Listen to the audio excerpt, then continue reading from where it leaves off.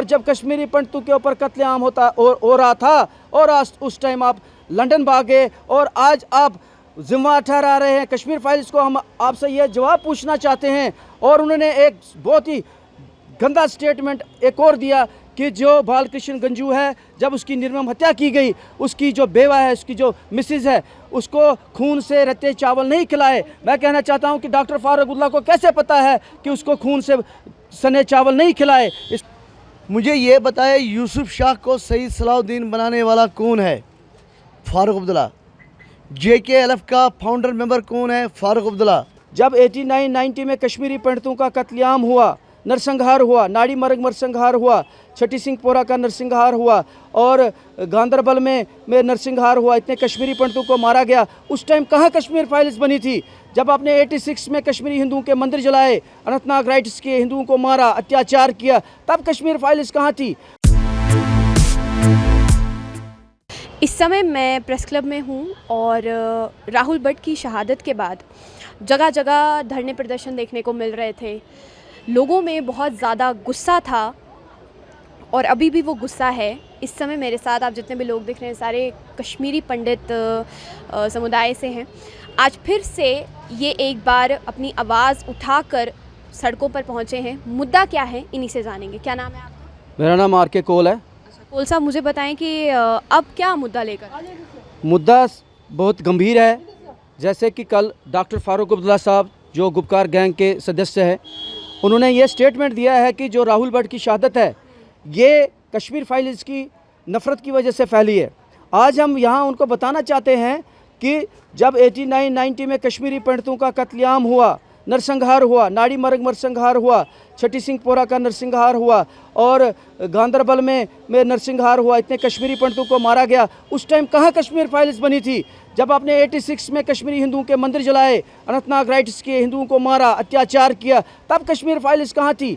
और आप खुद JKLF के सदस्य थे और यासीन मलिक के साथ आपकी फ़ोटोएँ हैं, मकबूल भट्ट के साथ आपकी फ़ोटोएँ हैं। और जिस टाइम आप चीफ मिनिस्टर थे उस टाइम कश्मीरी पंडितों पर कत्लेआम हुआ और जब कश्मीरी पंडितों के ऊपर कत्लेआम हो रहा था और आज उस टाइम आप लंदन भागे और आज आप जिम्मा ठहरा रहे हैं कश्मीर फाइल्स को। हम आपसे यह जवाब पूछना चाहते हैं। और उन्होंने एक बहुत ही गंदा स्टेटमेंट एक और दिया कि जो बालकृष्ण गंजू है, जब उसकी निर्मम हत्या की गई, उसकी जो बेवा है, उसकी जो मिसेज है, उसको खून से रत्ते चावल नहीं खिलाए। मैं कहना चाहता हूं कि डॉक्टर फारूकुल्लाह को कैसे पता है कि उसको खून से सने चावल नहीं खिलाए? इसका मतलब ये है कि जो मिलिटेंट था, जो टेररिस्ट थे, उन्होंने जब हत्या की डॉक्टर बालकृष्ण गंजू की और उसने फिर रिपोर्ट किया होगा फिर फारूकुल्लाह को, मैंने उसको कैसे मारा कैसे नहीं मारा। ये बहुत ही शर्मनाक है और हम इसका आज यहाँ पे कंडम करना चाहते हैं। मुझे बताएं कि आप ये मानते हैं कि कश्मीर फाइल्स जो मूवी रिलीज़ हुई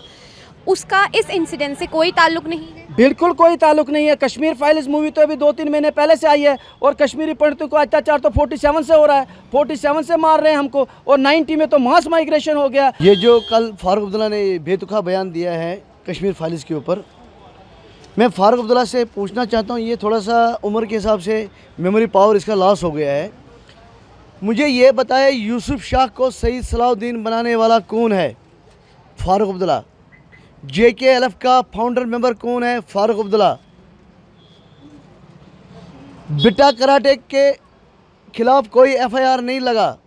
जितने भी टेररिस्ट हैं जिन्होंने किलिंग की, वहाँ पे कश्मीरी पंडित हो, चाहे सरदार हो, चाहे राजपूत हो, चाहे नेशनलिस्ट मुस्लिम हो, किसी भी टेररिस्ट के खिलाफ FIR नहीं लगा। सरकारें किनकी थी? नेशनल कॉन्फ्रेंस और PDP की। इनकी शाही पे मिलिटेंट वहाँ पे तांडव करते रहे और गरीब लोगों का कत्लेआम करते रहे वहाँ पे, इन्हीं की शाही पे।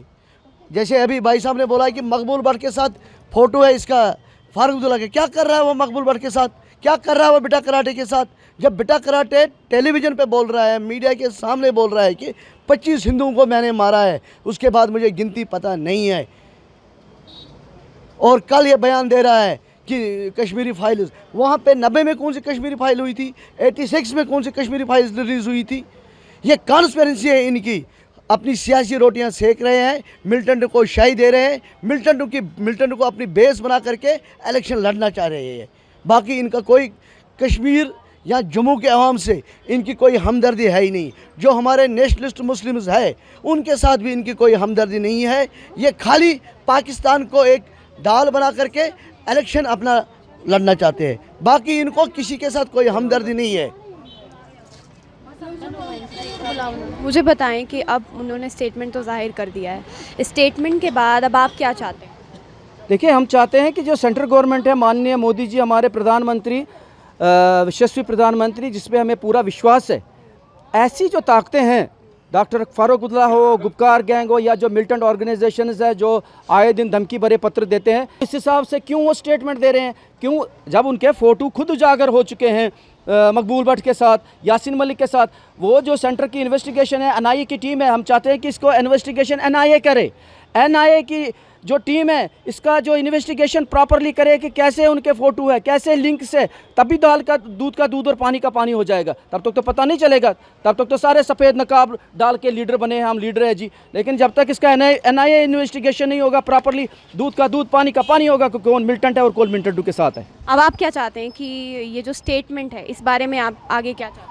इसका हम यही चाहते हैं कि सबसे पहले तो फारूक अब्दुल्ला साहब को कंडम करना चाहिए, इसके माफ़ी मांगनी चाहिए प्रेस में कि वाकई हम उनके गुनाहगार हैं। 90 से कश्मीरी पंडित कम्युनिटी से उनको माफ़ी मांगनी चाहिए, जिनका नरसंहार 90 से हुआ जब उनकी हुकूमतें चल रही थी। मुझे बताएं कि राहुल भट्ट की शहादत के बाद क्या उन्होंने उस पर कोई कंडोलेंस जाहिर किया?